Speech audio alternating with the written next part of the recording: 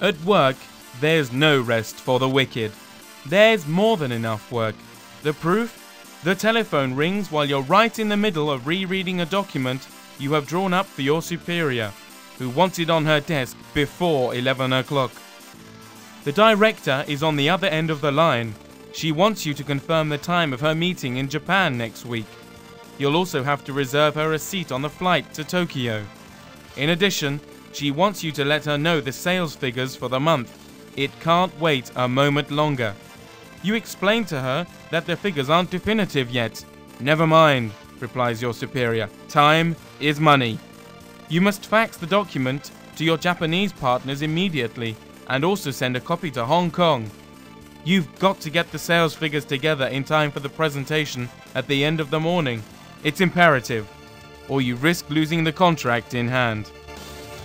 It's time for the meeting.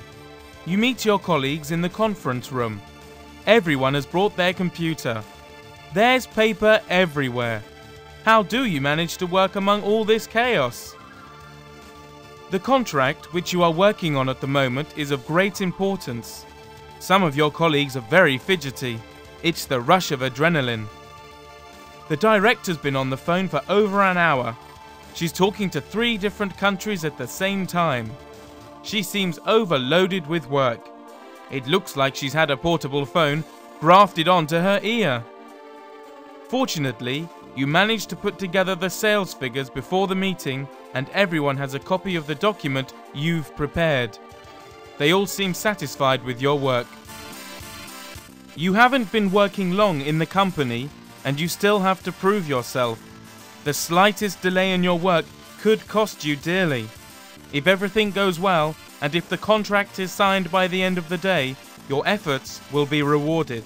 Maybe you'll even get a raise in salary. The ideal thing would be 2 weeks holidays in the West Indies to recover. But there's no time to daydream.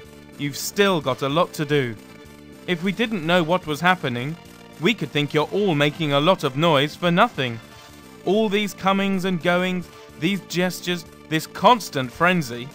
It looks like you're saving the world from some terrible disaster. But in fact, it's a lot more personal than that. You're proving that you can land this new contract.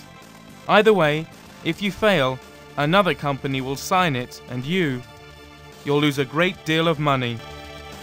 Your boss has announced that you won't have time to go and have lunch, so you've all got to eat on the go.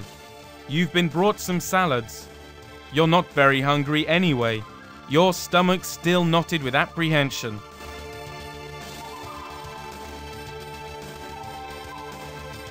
The atmosphere, however, is less tense now, because most of the work has been done.